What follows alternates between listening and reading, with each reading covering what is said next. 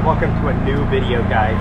Today we are heading to Golf Face to go finally walk around there and kind of explore the area because it's changed a lot since I've last been there. Guys, so we finally got our Uber. I had to wait like 10 minutes actually because the lines are starting to come back for gas, so there's a little bit of a wait now for Ubers. And actually, here's a line right here. This one's really long. I mean, it just keeps going.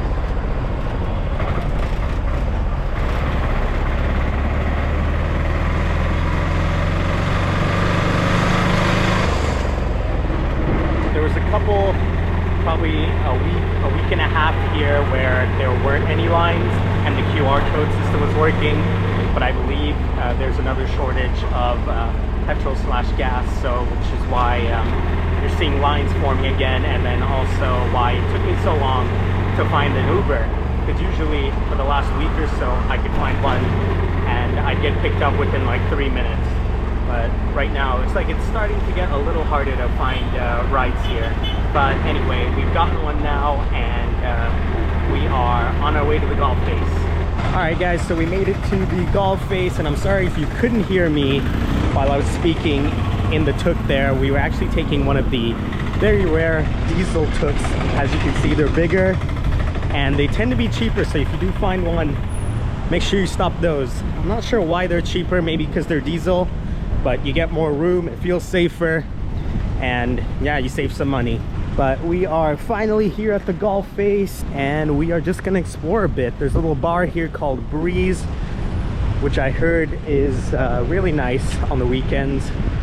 And then the Golf Face Hotel right here as well. I'm not sure why there's a German flag flying, but if you didn't check out that video at the Golf Face, make sure you go watch that. It's a very special video. So the Golf Face is just this sort of park area. It's where the port city is being built as well, and then you get all the big hotels. Giant hotel coming up right here, one back there, and then you can see the lotus flower as well. So yeah, it's just a park area. We used to come here all the time, but it never looked like this. It's way more built up. The grass is absolutely beautiful, and there's a couple people flying kites and stuff like that. But yeah, it never looked like this. They've done it really well, but you don't get some of the sort of street food vendors that you used to get around here, because I think it's been outlawed, which is a real shame because it was a very iconic part of the Golf Face before. So in my last video, we were on the sailboat, I believe somewhere over there where the Lanka kind of port is, and that's where you have to go to get into that boat. Also, you see a little bit of the port over there, and then they're still building a lot into that area over there. I mean, we had to take dirt roads to get to their port, so it's not done yet. But from what I could see, it looks really cool, and I bet it's gonna look completely different around here when all these buildings and then Port City is done in a couple of years. I don't know how legal this is. But yeah, it's looking really nice. You get a beautiful view of the ocean, and it comes right up to you right here. And then looks like there's a little pier area over there. Let's go check that stuff out. This is all completely new to me. I mean, obviously it's been 10 years since I've been here, but a lot has changed. One thing though that hasn't changed is the kites flying. And I remember this was a core memory from my childhood, the kites. I don't think any of these cannons and like statues and flags used to be here either. I'm pretty sure the pier is new as well. Well, new to me anyway.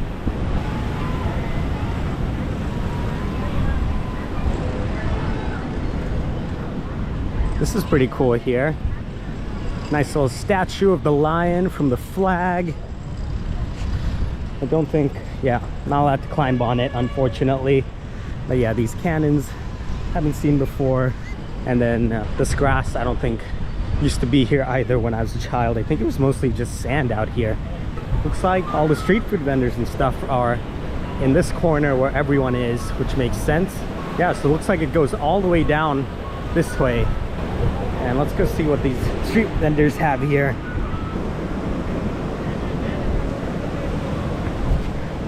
There's a couple like lattes and stuff with shrimp and crab. These look pretty good. Maybe we'll try a shrimp one.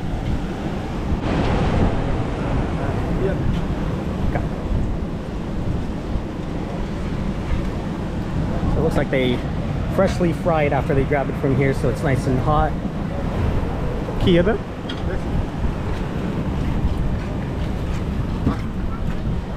All right, so we finally got it. It's kind of like a lentil pancake that's fried with 3 shrimps on top, and it looks like it has a little bit of curry on it with some onions and carrots. And it is piping hot because you just took it out of the fryer. All right, so I found a little bench here, and now let's try this. It's a very Sri Lankan dish, and I actually watched a video recently. I think it was maybe Mark Wiens had it in Singapore, but I'm pretty sure it originates here in Sri Lanka. So let's take a bite.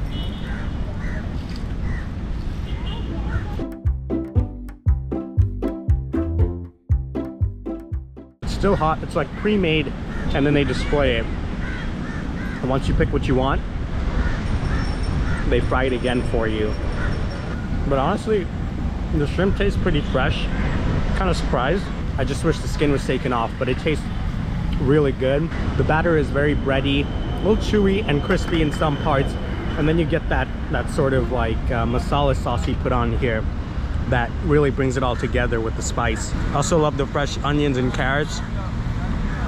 Adds a little bit of freshness and cuts kind of the fry, you know, the fattiness of it. But it looks like I kind of made some friends here.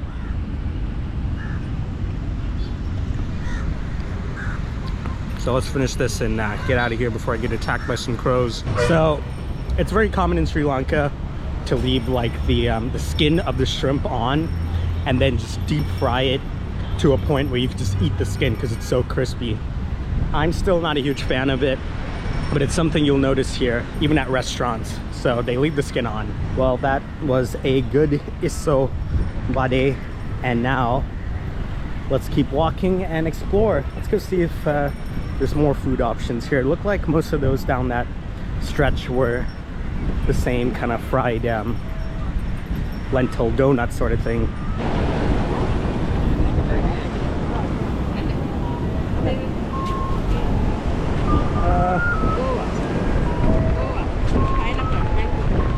Mango itu apa? Kia tu?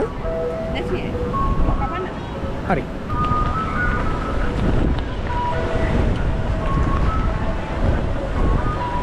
So you'll find this in Sri Lanka as well a lot. It's like vegetables and fruits and stuff with spices on it, and it's really good. So let's get one. And look at these tiny little pineapples here. So the little crispy lentil thing I got earlier, it was 200 rupees, and so is this. And I'm assuming it has gone up drastically within the last couple of months, because something like that probably didn't cost 200 rupees earlier before all this crisis stuff happened.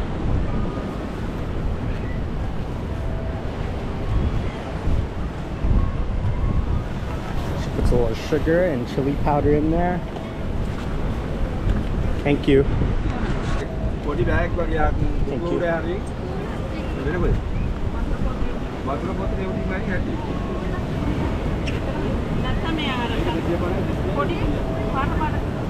Thank you. All right, bag secured. Just gotta mix it up a bit, get that chili powder everywhere, and then let's go find a nice spot to eat this as well. But yeah, these two things that I've just gotten are very classic Sri Lankan like eats on the street, like street food. So if you're over here, make sure to try them. Looks like he's got some potato chips, and in Sri Lanka here they do cassava chips, so it's just fried cassava and it tastes really good, and it's called bell chips, I believe. All right, let's try some of this mango with the chili powder here. All right, so here it is, got a little chili powder on it, and let's try it.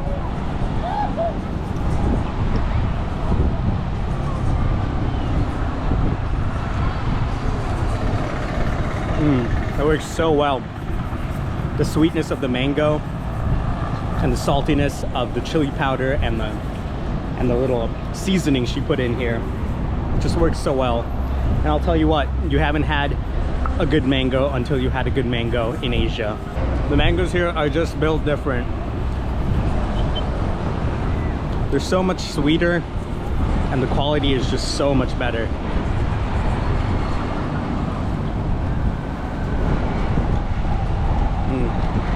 I've been in Sri Lanka for a few weeks now, and this is the first time I'm having this mango with the chili powder. I just haven't been able to find it until we came over here, but I'm glad we finally got to try some. All right, done and dusted. That was so good. Such a nostalgic taste too. I remember buying some after like school and stuff on my way home. There'd be a lady selling it, and I just remember buying that, and it was one of the best snacks I've ever had, and still is, to be honest. Although it was probably around 50 rupees back then, and it's 200 rupees now, so what can you do? Still less than $1. Completely worth it. And then here's the Shangri-La right here. And then if you kept up with the Sri Lankan news, you'd know that there were giant protests happening.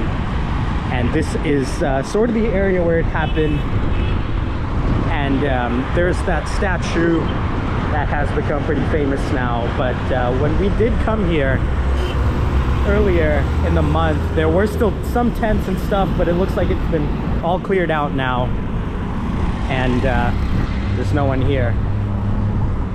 But let's keep walking that way. Maybe there's more evidence of the protests over down that way.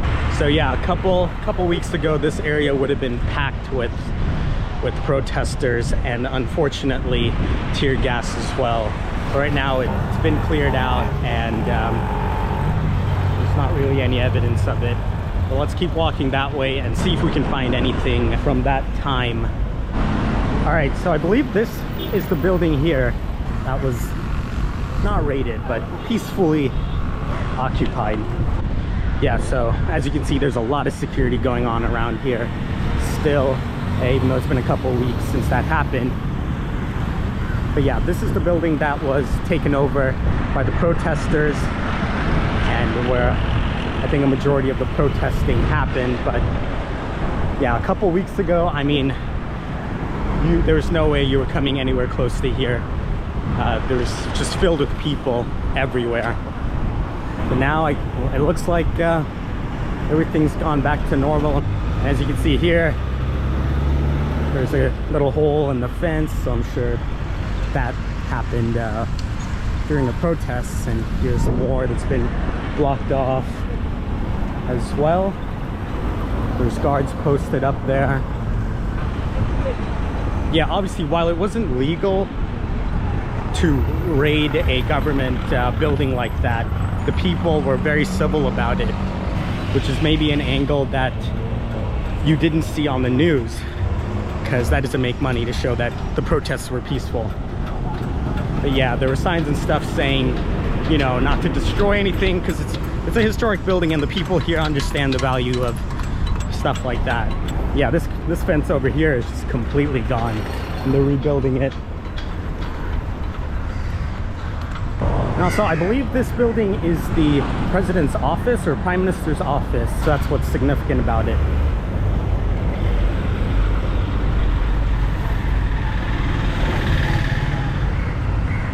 And it is a beautiful building. I'm glad it wasn't completely destroyed.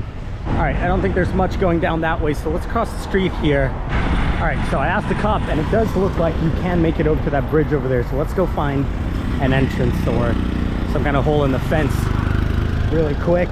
It's not looking promising, to be honest. But here's a better look at the president or prime minister's office. Not sure which one. Yeah, this entire area would have been absolutely filled to the brim with people. And maybe that's why this is closed now and you can't get in.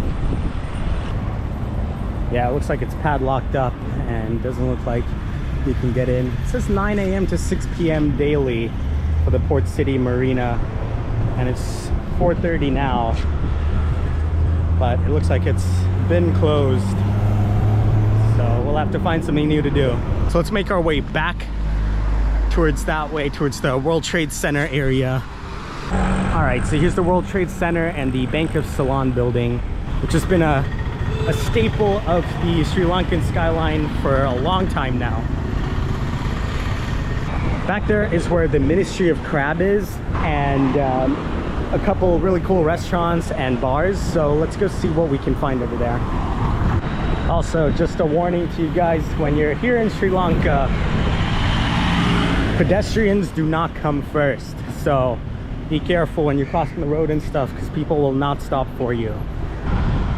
Right here is where the Ministry of Crab is, and a couple restaurants and some clubs. So let's go check it out. So this building here is right in front of the Twin Towers, but also kind of a historic building. I believe it was built by the Dutch, and they were colonizing Sri Lanka. And it's called the Dutch Hospital Shopping Precinct, if you're looking for it. This is an Indian restaurant.